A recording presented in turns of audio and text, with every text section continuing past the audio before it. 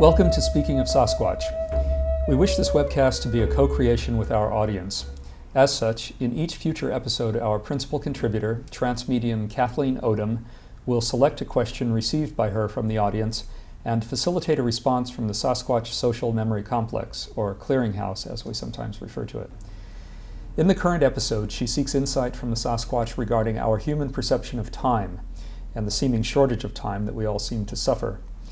This opens a valuable dialogue about what the Earth is saying to us, and some humorous but perhaps profound comments on what our technology may be saying and doing to us. Also in this episode, acupuncturist and herbalist Nadine Levie returns with a continuation of her dialogue with Mashinta related to healing and the challenges of being physiologically incarnate, whether human or Sasquatch.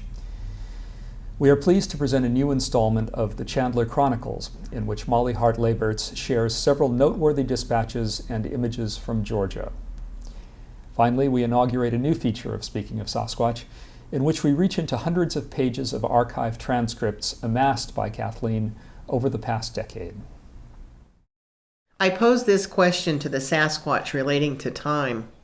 I said, as a hairless one walking on the earth at this time in this body, my subjective experience of time has changed drastically in recent months.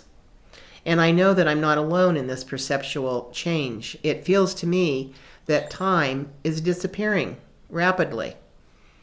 Time, as our people know it, is experienced differently and often seems to fly by. I would appreciate the sharing from your people with me and the Speaking of Sasquatch audience, any insights and or clarification on this topic of time. And the Sasquatch said, quote, "The time is now. It is always now. Tomorrow, as you call it, is now. Yesterday was now. When you experience yesterday, it was now. When you experience tomorrow, it will be now. Now is all there is. When you think of tomorrow, when you think of yesterday, you are in your head. The only time, as you call it, is when you are being in now. What your people are feeling at this time is how quickly the tomorrows become the now, and how close the experience of yesterday feels to now. Yes, time, as your people call it, is disappearing, as you say. It is all squeezed together, compressed into now. This is happening. You are feeling this compression of time because more light is arriving to you. And your people are beginning to understand to bring the light into themselves, their hearts. The more they do this, the more time disappears, as you call it. There always has been only now, and there always will be only now. In the light, there can only be now. This disappearance of time, as you call it, is a good measure of the increasing light and how the individuals of your people are bringing the light into themselves.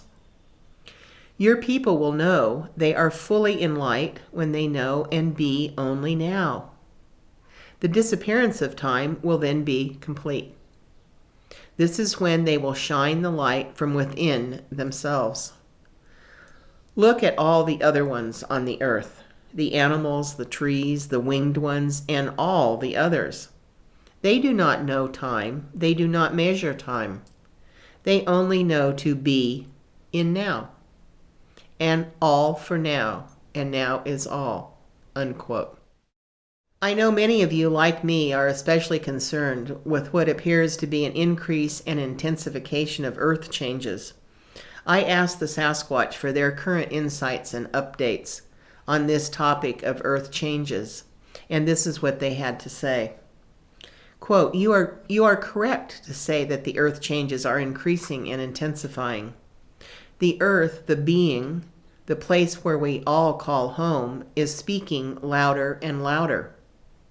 The earth will continue to speak louder until your people choose to listen.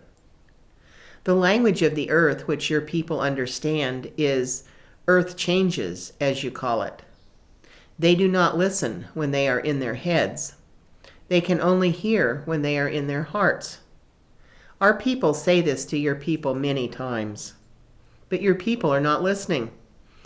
Many of your people do not recognize the unity, the equality of each one of the All One. The earth is alive, and the earth will always be alive. Your people will be in unity, know they are equal with all others of the All One, when they honor with their hearts all the others. They cannot do this with fear, with greed, with anger. Choosing to be in the light will remove the fear, the greed, the anger. Knowing each one of the All One is individually unique and yet equal in the All One is the most important. Our people have much to tell your people. We cannot do this when your people do not choose to listen. Your people make it difficult when they choose to remain in their heads. Your people cannot hear, do not want to hear, the words of our people and the speaking of the earth when they deny unity and equality, when they choose not to hear with their hearts. Our people continue to speak.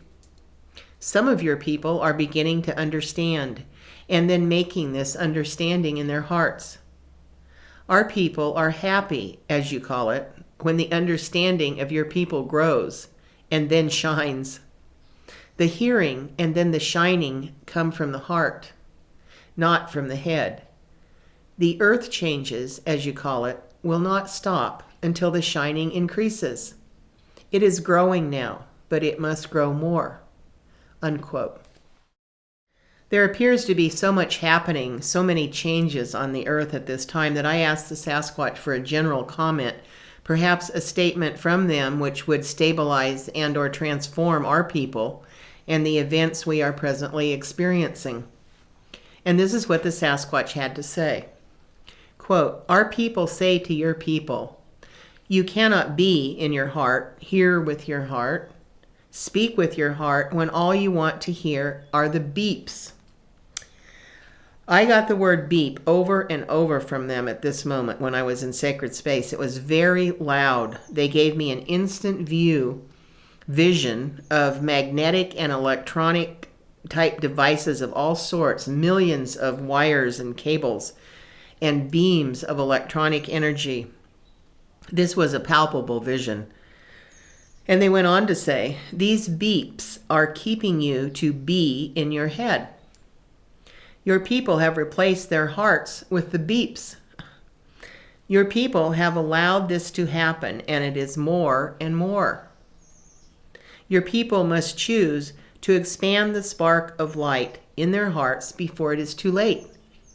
Many walk in the darkness, and it will get darker if they do not choose to expand the light into and then from their hearts. The beeps take your people away from their hearts. If the heart is their choice and where they are being, then the beeps can help them. The naked ones do not know beeps, and they understand. The naked ones understand the heart. The beeps are not good when they are used without heart. The beeps will keep your people in the shadow, the darkness. The beeps feed your head, the light feeds your heart. Our people say to your people that we are with you always, and we want to shine the light for you. We want to see the light, to know and be all one in the light." Unquote. We now welcome back our dear colleague Nadine Levie, whose inquiry related to healing has resulted in a generous, ongoing dialogue with a Sasquatch medicine woman named Mashinta. When I started really thinking about what kind of questions to ask Mashinta, I thought for a long time, and then I thought, well, this is a culture. They have a culture that we're not familiar with.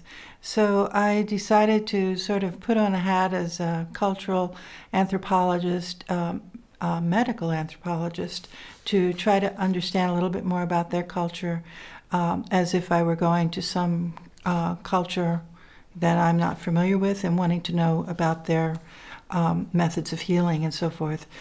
So these are the types of questions that got me started thinking, acting on that. And the way I'm going to answer these, I will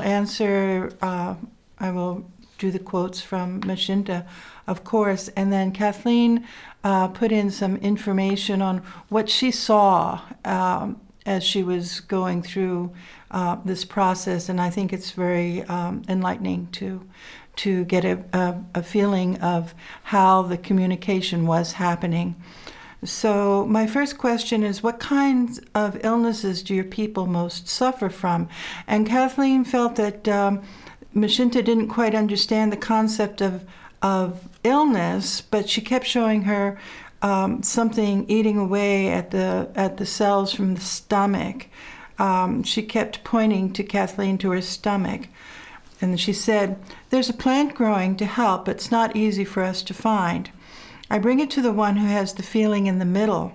The ones in our people who have been here many times forget. The younger ones help the old ones to remember." Kathleen felt it was okay like this. It was all part of the process. My next question was, do your people ever suffer from fear and anxiety? We do not fear, as you call it. When there's light in the heart, there can be no fear. This is true for your people also. When there's light, there's no fear. The fear comes when the light goes away. You can bring the light, you can make it go away. Then there is fear, as you call it. We do not like our little ones to go away from us. That's when we are anxious, as you call it. I then asked, you suggested a plant for stomach ailments that's difficult to find. Do you have a name for that plant, and can you describe where and how it grows and what it looks like? The plant, Machinta said, the plant is very green with soft leaves. It grows by the rocks. The deer like to eat it. When there is snow, we cannot find it. And she showed Kathleen what resembled leaves of like garden variety columbine plant.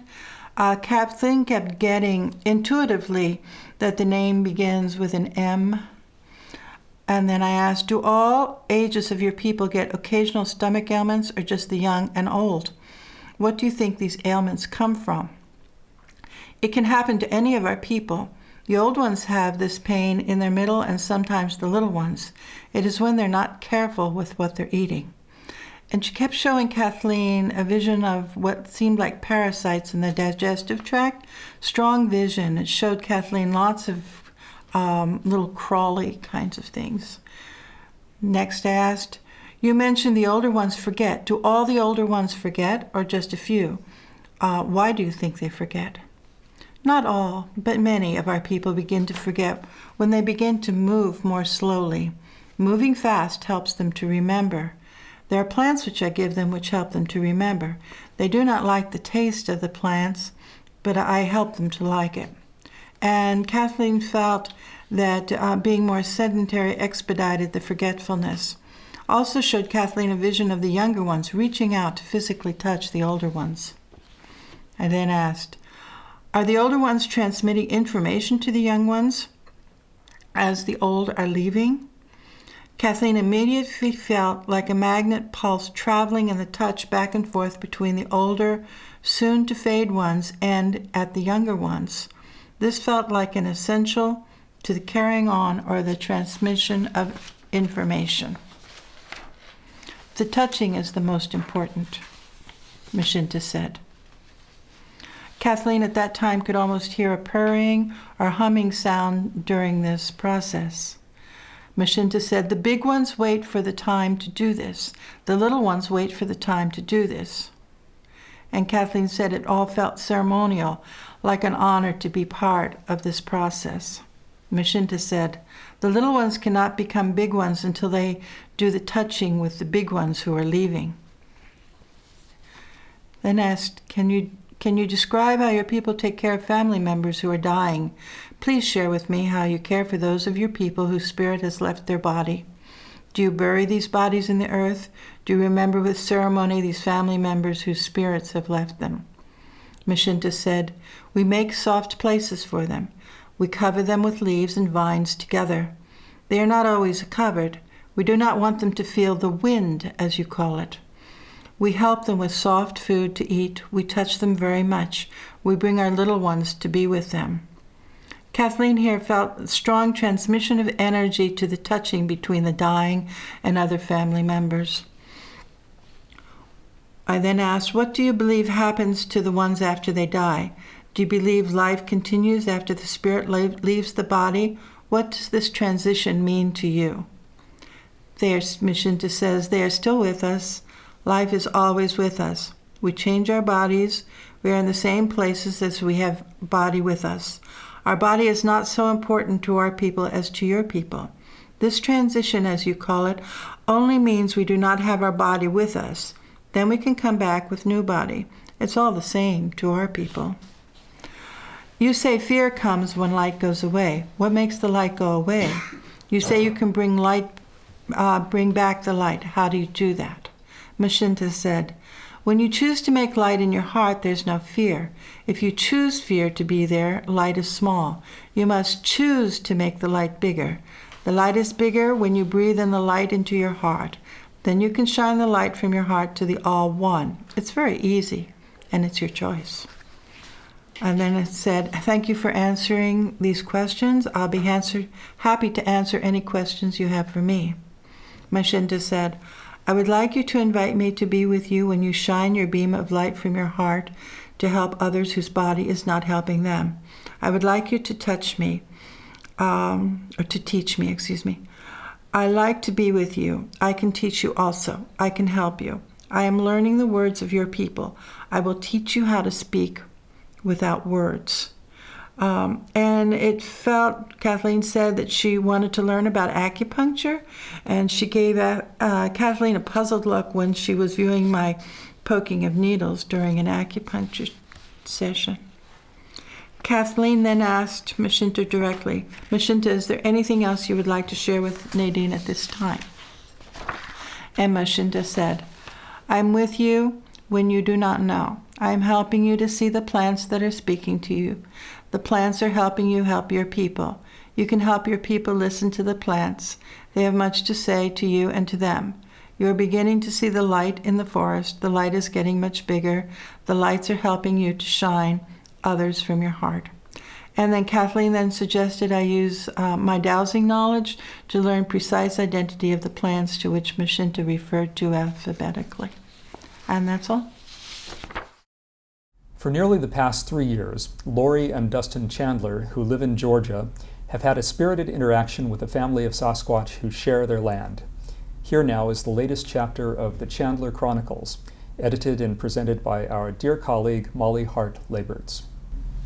The stories that I'm going to be sharing from the Chandler Chronicles today, Lori and Dusty Chandler are habituators in Georgia, and these will be some of their episodes over the last year and a half or so.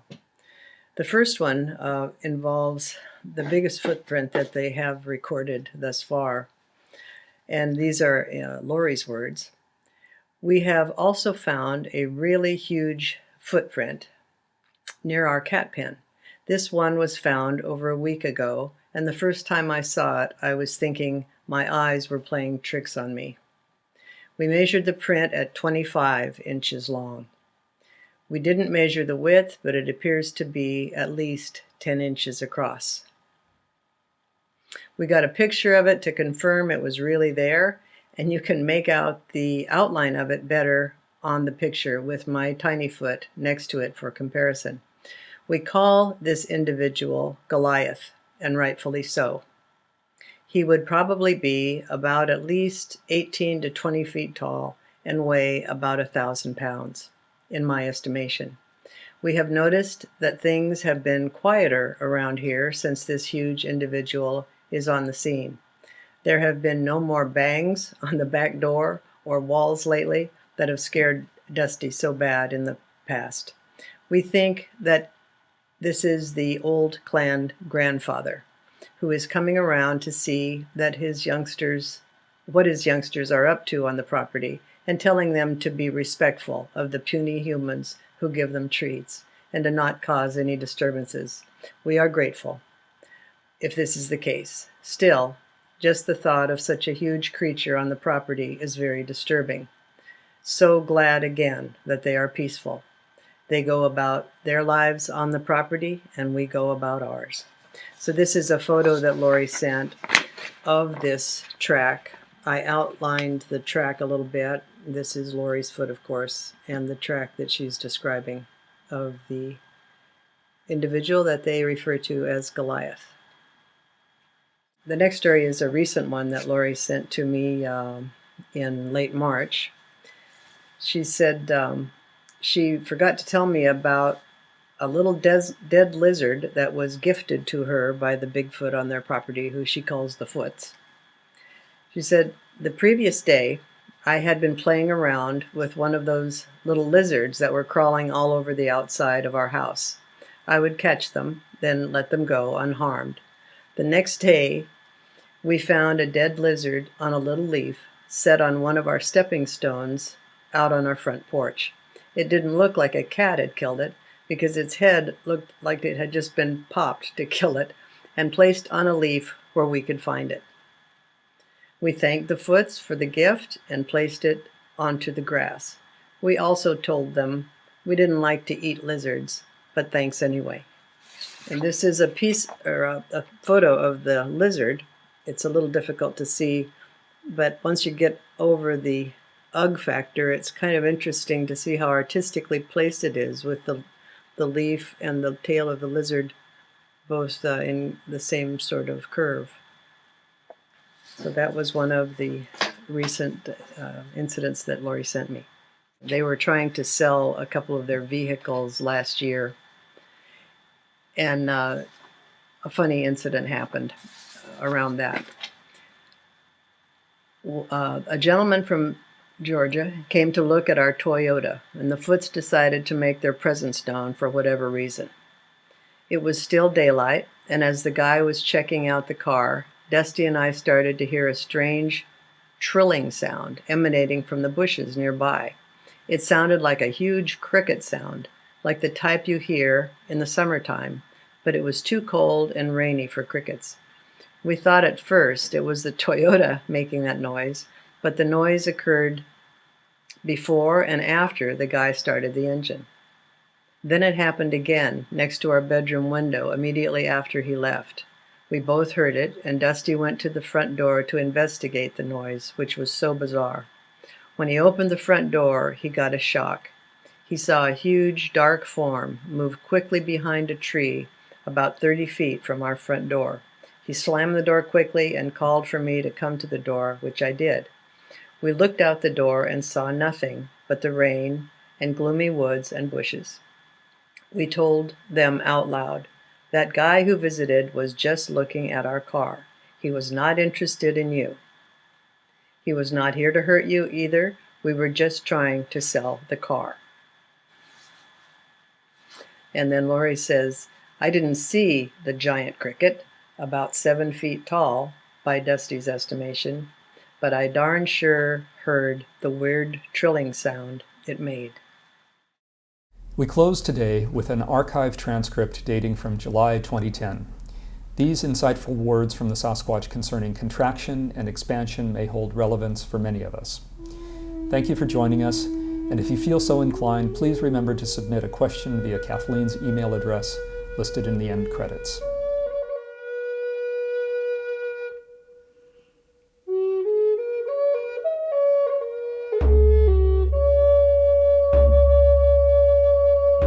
When you are contracted, you are in a box. It is a box that you make for yourself. It is not real. Opinions make a box. Fear is the greatest box maker. If you are thinking of lack, smallness, what you don't have, you are thinking of what isn't, not what is. How can you create it if you cannot think it? Discernment is good and should be exercised often. Discernment is not limited, as opinions and judgments are. Fear of lack of love, money, health, is the biggest cause of contraction. Contraction does not consider all possibilities. Contraction does not leave room for faith. Faith is knowing what you do not see. Faith is needed for unlimited creation and possibility in the All-One. Most of your people think they know what is best for them. In fact, most of them use a very narrow vision. They arrived with expanded, infinite vision, but few of them use it. Expanded thought from the heart, expanded vision from the heart is essential to the manifestation of overflowing abundance of joy, love, health, money. Your people continue to work on this one. They are getting it. We are patient with the speed in which they are getting there. Look at a human who has wealth of money. The more he or she attracts, the more he or she attracts. Look at one of your people who manifests a physical ailment and then attracts more and more of the same. Look at one of your people who has a smile and it gets bigger and bigger and it spreads to many others. That is expansion. Complaining, criticizing, judging, shrinking, feeling fear, all are part of contraction. Joy, gratitude, allowing, looking beyond yourself, knowing faith, getting out of one's comfort zone, as you would say, are all part of expansion. If you choose to be in your heart, you have taken the first big step in expansion. You are in faith, in your emotion, love, caring, looking beyond oneself. Looking beyond what you see, think to the unseen, the infinite possibilities. If you are in your head, you are not truly looking beyond, but trusting ego to satisfy and fulfill you. Fear is in your head, faith is in your heart. Contraction is in your head, expansion is in your heart. Contraction is a shriveling, foggy heart. Expansion is a beaming, clear heart. Our people like your people to expand. Our people want to help your people expand. That is all for now." Unquote.